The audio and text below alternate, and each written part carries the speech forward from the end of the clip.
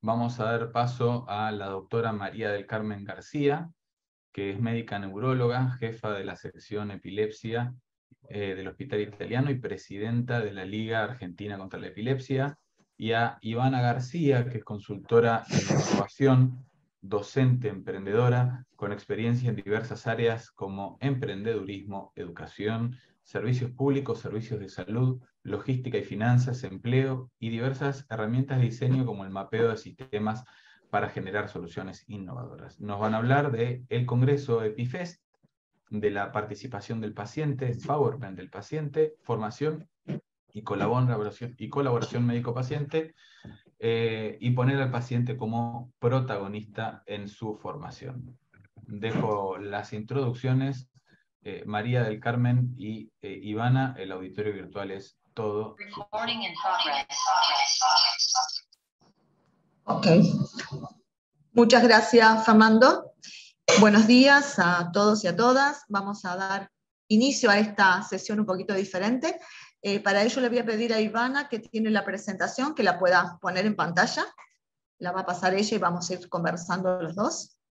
Bueno, si bien ya Fernando me ha presentado, me vuelvo a presentar. Yo soy médica neuróloga y hago epilepsia, trabajo como tal en el Hospital Italiano, pero este trabajo que les voy a presentar ahora tiene que ver también con mi rol como presidenta de la Liga Argentina contra la Epilepsia, que es una entidad que tiene como misión el hecho de difundir todo lo que sea conocimiento sobre epilepsia para los distintos profesionales de la salud que estén involucrados. Es una organización nacional, pero que depende de un ente internacional, que es la Liga Internacional contra la Epilepsia. En ese contexto, se nos acerca Ivana, que es la directora de este espacio o esta plataforma llamada Espacio de Epilepsia, que tiene como fin la difusión de todo lo que tenga que ver con epilepsia en la sociedad, para proponernos hacer esto que denominamos el Congreso EpiFest, que era un congreso hecho por médicos, o sea, donde las charlas iban a ser por los médicos, pero destinada a la población general y a los pacientes, a la cual llamamos participación del paciente, empowerment del paciente, y me pasaste el slide, pero no importa. Volvamos al principio, ahí está. Formación y colaboración entre médicos y pacientes, dándole un rol protagonista al mismo paciente dentro de lo que sería la toma de decisiones de su tratamiento. Ahora sí vamos a la próxima. Una de las preguntas que los médicos deberíamos hacernos, y que no siempre nos hacemos, es ¿qué tienen los pacientes en la cabeza? ¿Qué piensan los pacientes de su enfermedad? ¿Qué piensan que sería lo mejor para ellos? ¿Qué dudas tienen? ¿Qué preguntas tienen que muchas veces por alguna razón, o porque los tiempos no dan en la consulta, o por distintas circunstancias no se animan a preguntarnos? Vamos a la próxima.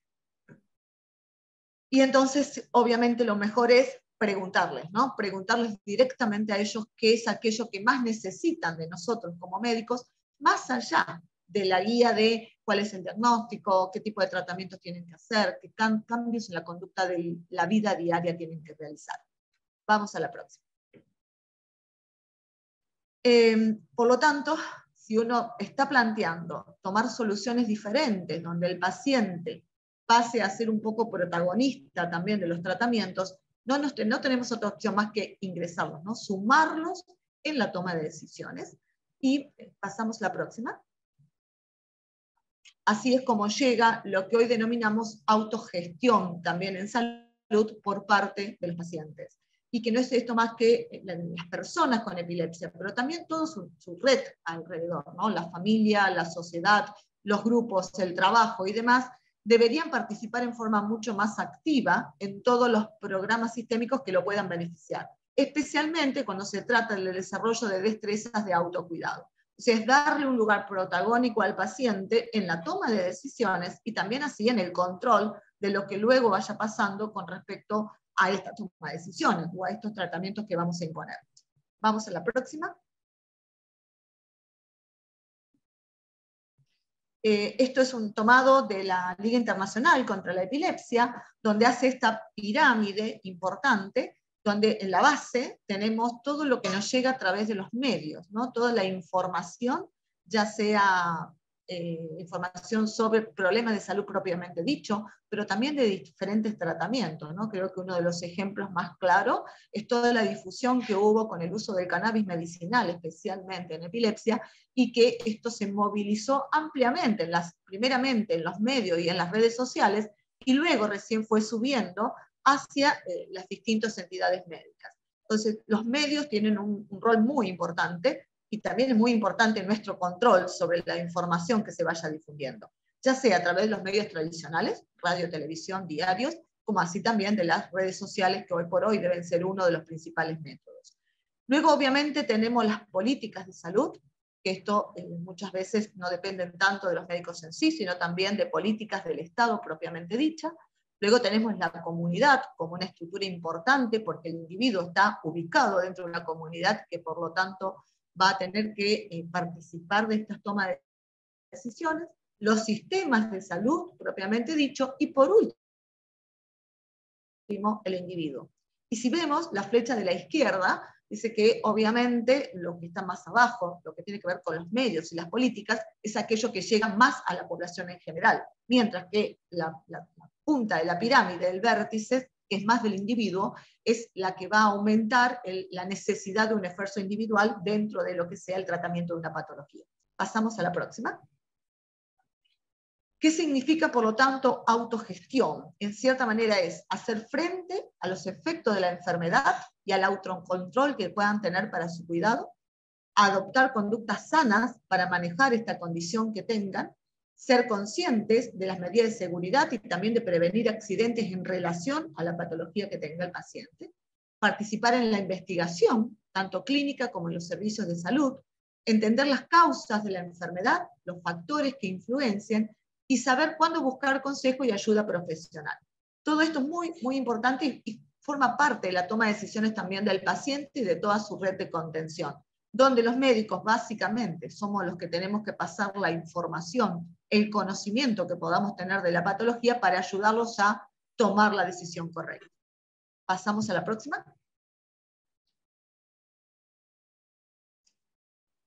Y lo que sí se ha visto en distintos trabajos ya bastante, porque esto es un tema que se viene trabajando bastante, es que la autogestión juega un rol muy importante en el cuidado comprensivo de la epilepsia, ¿no? Esto mejora muchísimo la adherencia a los tratamientos, la eficacia de los tratamientos, la selección de los mismos, y obviamente al final del camino ayuda a la calidad de vida del paciente, que es lo que más nos interesa. Pasamos a la próxima. Ahora, si bien es claro el rol del paciente en la toma de decisiones con respecto a los diagnósticos y al tratamiento, hay un ítem ahí que habla de también participar activamente de formaciones académicas o de trabajos de investigación. Entonces, ¿qué sucede a la hora de plantear esta formación académica, ¿no? ¿Cómo se aborda sobre todo la selección de temas o de conocimientos o de oradores? Porque es ahí a donde a los médicos muchas veces se nos puede generar un problema. O sea, si lo elegimos nosotros los temas, o bien si los consultamos realmente a los pacientes para saber qué temas son los más importantes para ellos o que más motiva la búsqueda de información para focalizarnos en esos temas. Y ahí te doy la palabra, Ivana. Bueno, ¿me escucha? Sí, perfecto. Bien. Esto es televisión en vivo y no me estarían dando la cámara, así que va a ser sin cámara esta charla. Pero vamos a ir conversando. Como bien dijo la doctora García, veníamos conversando de cómo armar esta charla y empezamos pensando, bueno, a ver cuáles son las dudas más frecuentes en epilepsia. Y desde Espacio Epilepsia tenemos mucho contacto con la comunidad, mucho contacto con las personas con epilepsia. Entonces empezamos a preguntar, bueno, a ver, ¿qué le gustaría saber sobre epilepsia a las personas con epilepsia, ¿no? Y empezamos a hacer esas preguntas directamente a la comunidad. Y además, sobre qué temáticas vinculadas a la epilepsia. No solamente hablar específicamente de neurología, porque la realidad es que somos personas que tienen una vida más allá de la enfermedad. Entonces, ¿qué pasa con la salud mental? ¿Qué pasa con la sexualidad? Que es un tema súper importante. ¿Y qué herramientas hay para ayudarnos a llevar adelante la enfermedad? Entonces, ¿qué herramientas tecnológicas? ¿Qué otras herramientas más allá de la atención médica podemos contar. Entonces, basándonos en eso, es que empezamos a planear este congreso. Entonces, algunas de las preguntas que nos empezaron a llegar y que empezamos a planear desde Espacio Epilepsia y en conjunto fue, bueno, a ver, ¿qué pasa con mi sexualidad cuando tomo medicamentos? ¿Puedo tomar cannabis medicinal? ¿Me explicás sobre la terapia cetogénica? ¿Puedo trabajar si tengo epilepsia? ¿Hay alguna aplicación para epilepsia? ¿Puedo hacer flyers o comunicar en Instagram para ayudar a eliminar el estigma de la epilepsia?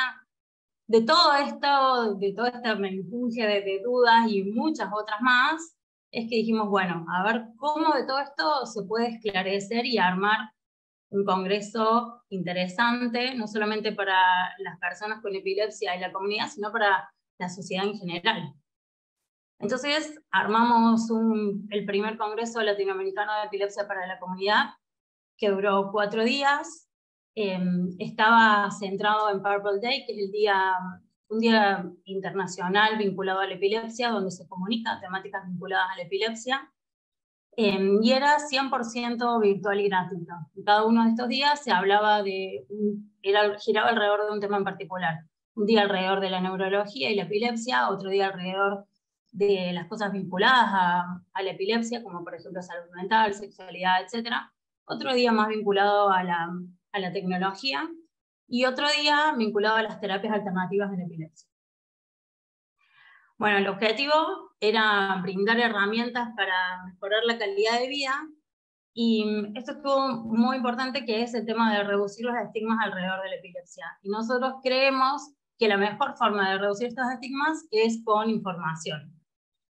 Y 3 puntos que fueron muy importantes es que no solamente teníamos charlas de médicos, sino que también teníamos charlas de pacientes, porque esto te disminuye un montón la ansiedad. Entonces, cuando hablamos de embarazo y epilepsia, no teníamos solamente a un médico hablándome sobre ginecología o sobre el embarazo, sino que también teníamos a una persona que me contaba su experiencia sobre ser mamá con epilepsia. Y también, bueno, como ya contó la doctora, esto surge de la comunidad, o sea, que creo que esto fue lo más importante, fue decir, bueno, empezó con, hagamos un congreso, hagamos algo que sea importante, que nos movilice a todos, en el que se ponga a conocimiento en común sobre cosas vinculadas a la epilepsia, y que el próximo año, cuando se hable de embarazo y epilepsia, por ejemplo, ya no se cuestione más si la persona con epilepsia puede o no tener hijos, sino que, bueno, ya podamos ir a estas charlas y digamos, no, ok, listo, esta persona ya no se cuestiona más, porque tenemos un congreso de referencia donde yo ya escuché que la persona con epilepsia puede tener hijos. Así que bueno, de ahí dijimos, manos a la masa, armamos equipos de trabajo, y equipos de trabajo que estaban conformados por gente con epilepsia, gente de la comunidad de epilepsia y también excelentes neurólogas.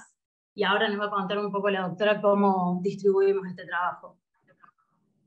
Perfecto, sí, desde el punto de vista médico nos focalizamos en elegir al menos 2 representantes de la Liga Argentina para que colaboraran sobre todo en la toma de decisión de qué temas íbamos a incluir o qué enfoque le íbamos a dar, cuáles eran las personas más adecuadas para dar esos temas, ya sea por conocimiento como así también por su lenguaje, ¿no? Que no sea tan coloquial y que por lo tanto pudiera llegar a la población. Bueno, a mí me tocó estar un poco a cargo por ser simplemente la presidenta de la LACE, pero principalmente las doctoras Beatriz Gamboni, que es una neuróloga infantil de la ciudad de Mendoza, y Flavia Nieto, que es una neuróloga de adultos de la ciudad de Córdoba, fueron las que más trabajaron desde el punto de vista médico, conjuntamente con Ivana, Carolina y Luisina, en la organización del programa que desarrollamos y buscar los speakers y los temas y ver cómo llevarlos a la comunidad. Y en cuanto a los temas, como bien dijo Ivana, más que nada nos basamos en las necesidades de la población, a través de lo que nos fueron diciendo a través de las redes, y también de las mismas chicas que organizaron estas, que muchas de ellas son pacientes también tienen epilepsia, y por lo tanto también tienen sus propias preguntas. Por lo tanto, de esa manera se buscaron los temas, y en base a ese tema se buscaron los mejores profesionales en el ámbito. Adelante, Ivana. Bueno, empezamos con el nombre Congreso Latinoamericano de Epilepsia para la Comunidad, y para que esto sea un poco más amigable, que esa siempre fue nuestra idea, le pusimos EpiFest. Y bueno, siempre tuvimos el objetivo, y este también fue un objetivo del ACE, que fuera gratuito y que fuera virtual. Así que bueno, salió un festival de epilepsia. También desde toda la comunicación, siempre todo tenía que ser amigable para que más personas pudieran acceder a este congreso. Algo muy importante fue la capacitación a voluntarios. El equipo al final éramos 23 personas, pero antes, como nosotros queríamos que todas las charlas estuvieran moderadas por una persona con epilepsia, pero no todas estas personas tenían experiencias en moderar charlas en vivo.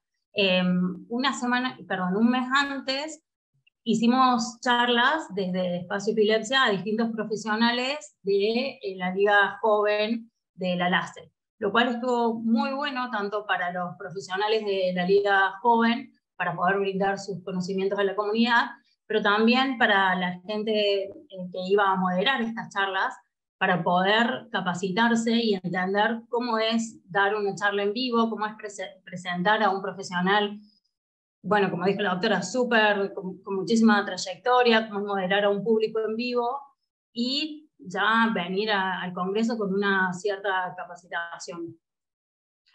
Bueno, algunos números del EpiFest: se inscribieron más de 1000 personas de 22 países, más del 30% de los participantes tenían epilepsia, lo cual era uno de nuestros objetivos, que las personas con epilepsia participen activamente en este congreso.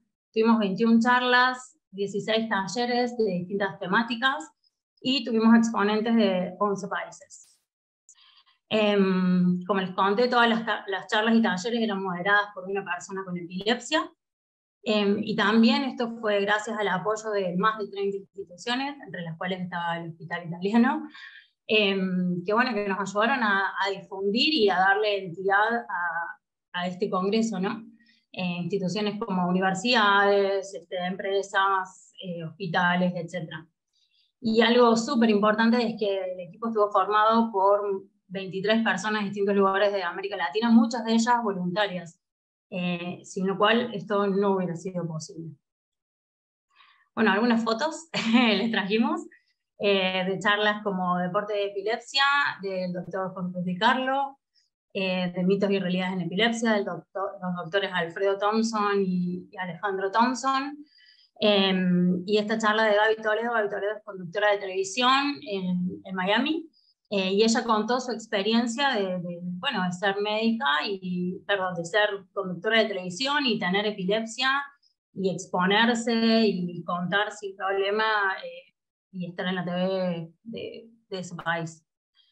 Esta charla, que fue muy hermosa, Sexualidad y Epilepsia, de Viviana Wapniarski, que es una genia, y Magali Tolkovich, que ella tiene epilepsia, y bueno, entre las dos se generó una dinámica súper interesante. Y también, bueno, como les contamos, había tanto charlas como talleres donde ahí podía intervenir más participativamente. Este taller también es súper interesante, intervenciones osteopáticas pre- y post-crisis, porque como les decíamos, queríamos que no sea solo un congreso de neurología, sino que hubiera otro tipo de intervenciones, y bueno, había cosas vinculadas a la osteopatía, a la nutrición, etc. Esta es Mónica Mila, que contó su experiencia en el embarazo, muy, muy hermoso, porque eso redujo un montón los miedos. El embarazo es una de las preguntas más frecuentes que tenemos. Entonces, ella estaba embarazada cuando dio esta charla, entonces al contar su experiencia en primera persona, fue como, bueno, sé por lo que estás pasando, sé los miedos que tuviste antes, sé los miedos que estás teniendo en este momento, y te voy a contar en primera persona lo que es tener epilepsia y por lo que, no sé si lo que te puede llegar a pasar, pero sí al menos los miedos. Entonces está buenísimo escuchar esa experiencia, ¿no?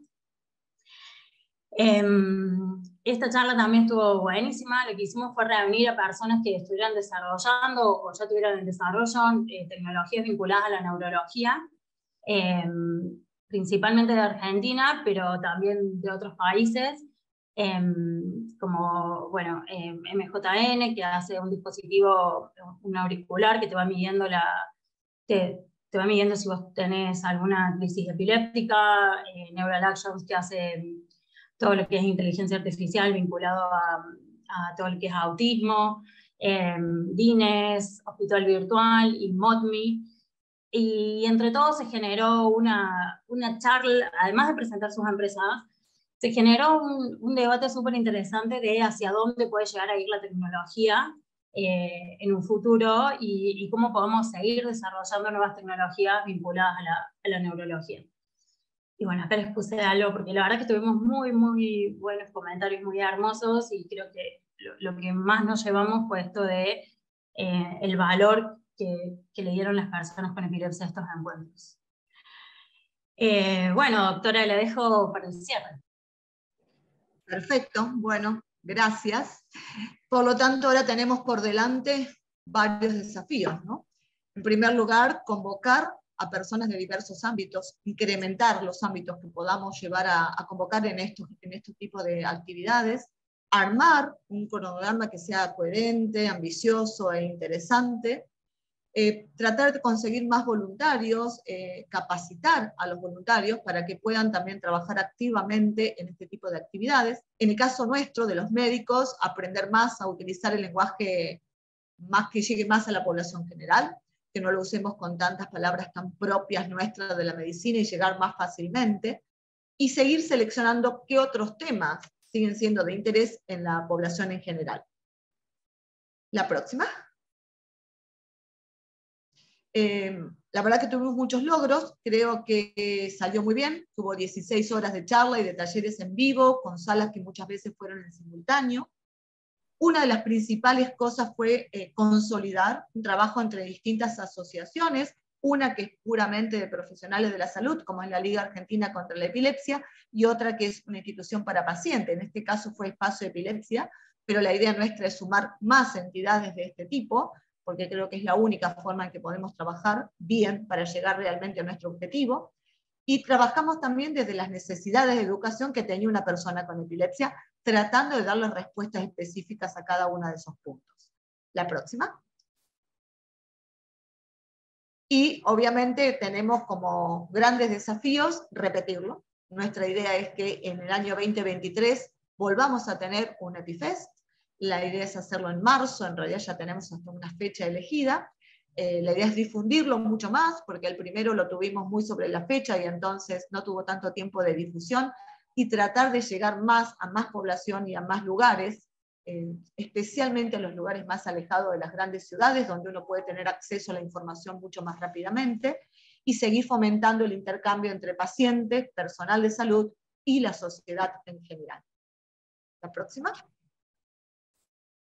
Bueno, muchísimas gracias por la atención de todos. Esto era un poquito lo que queríamos compartir con ustedes, ya que también fueron partícipes de esta actividad. El Hospital Italiano no solo participó dándonos el sponsor, sino también activamente con algunas de las charlas que tuvimos en tecnología. Muchas gracias. Bueno, muchísimas gracias, María del Carmen e Ivana. Sí, recuerdo el congreso. Me habías invitado a mí originalmente, pero, o sea, a mí y a mi equipo, obviamente, y no recuerdo por qué no pude participar, pero sí participó Janine Sommer, que es la encargada de proyectos acá en el departamento, lleva adelante básicamente el portafolio del portal y todo lo que es empoderamiento del paciente, especializada en eso, así que, y la verdad que el feedback que tuvimos en ese congreso fue espectacular. No tenemos preguntas del auditorio, pero yo tengo algunas dudas, porque mostraste así como resultados, no quiero hablar de resultados porque si no los subo a científico, algo que ustedes están más contando cómo les fue, pero ¿qué feedback principal tuvieron tanto de los profesionales como de los pacientes de esto, digamos, no en cuanto a digamos, a percepciones en cuanto a, más allá de la satisfacción, ¿se entiende? O sea, a ver si a través de esto encontraba un espacio de intercambio, por ejemplo, de, no, mirá, con estos, digamos, la típica discusión entre dos pacientes que por ahí tienen la misma patología, o comunicarse entre los profesionales desde la perspectiva de los pacientes. Bien. Ivana, si querés dejar de compartir la pantalla, nos vemos. Yo comento lo que tuve del lado de los médicos y la dejo a Ivana por el lado de los pacientes o de la comunidad. Desde el lado de los médicos hubo un buen recibimiento de este tipo de actividades. Era la primera vez que hacíamos algo así, estábamos muy acostumbrados a ir a hacer charlas para la comunidad, o muchas veces en el contexto de lo que llamamos la Semana de la Epilepsia, que es una semana donde hacemos mucha actividad. Hacemos actividades a veces presenciales, a veces virtuales, pero no nos va a veces tan satisfactoriamente, porque se termina convirtiendo en un espacio como un consultorio grande, ¿no? Donde la gente va preguntando por sus problemas en particular, y entonces no nos gustaba tanto. Y teníamos un poco de recelo cuando fuimos a iniciar esta actividad. Pero la percepción fue totalmente distinta, ¿no? No se dio ese contexto, sino se dieron preguntas mucho más amplias y más generales, y a la gran mayoría de los médicos que participó, que al menos tuvieron contacto conmigo, les gustó esta posibilidad de intercambiar información y de poder bajar un poco su nivel de lenguaje, ¿no? A algunos les resultó difícil, pero lo pudieron lograr, y la verdad que quedó como una buena experiencia, y con una idea de seguir haciéndolo y con otras entidades y profundizando un poco más todo esto. Ivana, te dejo a vos por el lado de los pacientes. En cuanto a los pacientes, también fue muy buena la experiencia de recibir conocimientos, sobre todo, como dijo la doctora, justo se cortó ¿podés repetir la última parte, Ivana? Porque justo se cortó sí, con la activación de la grabación. No, te estaba contando que, por ejemplo, armamos una charla, una mesa redonda entre empresas de neurología. Estas empresas no se conocían y bueno, se dio la posibilidad de intercambiar experiencias, pero también Networking. contactos. Networking, exacto. Lo que sucede mucho en los congresos también sucedió del lado de las empresas de tecnología, pero también del lado por ahí de pacientes, de empezar a conocer gente. Entonces, eso está bueno, que se haya dado eso en un congreso que quizás no estaba pensado originalmente para esto. Así es. Bien, y pregunta más para vos, María del Carmen, Sí. porque nosotros, digamos, acá veo en el auditorio virtual, que no solamente que está Janine, digamos, que participó, sino la veo a Romy Rapizarda, que es parte del equipo nuestro también, que se encarga mucho de lo que es el soporte a pacientes en cuestiones del uso de herramientas digitales, donde nosotros también a través de distintas, bueno, también estaba Santi de Matos, que trabajó en algunas comunidades con dermatología. O sea, nosotros estamos tratando de involucrar al paciente a través de comunidades o a través de estas reuniones. Pero, digamos, yo estoy muy perdido por ahí del touch asistencial.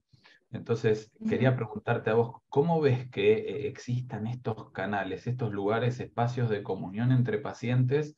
Y ¿vos consideras que afecta de forma positiva tu práctica? Sí, sin lugar a dudas. Sí, sin lugar a dudas. O sea, yo creo que todos esos canales son muy, muy importantes, ¿no? Y tratar de llevar todo ese tipo de acceso y que sepan manejar cosas tecnológicas que muchas veces las tienen en los mismos celulares, ¿no? Y que es muy fácil que lo puedan implementar, sí, ayuda, claramente. Buenísimo. Creo que es muy importante y creo que es un camino que, en el caso particular nuestro dentro del hospital, tenemos que seguir fomentando.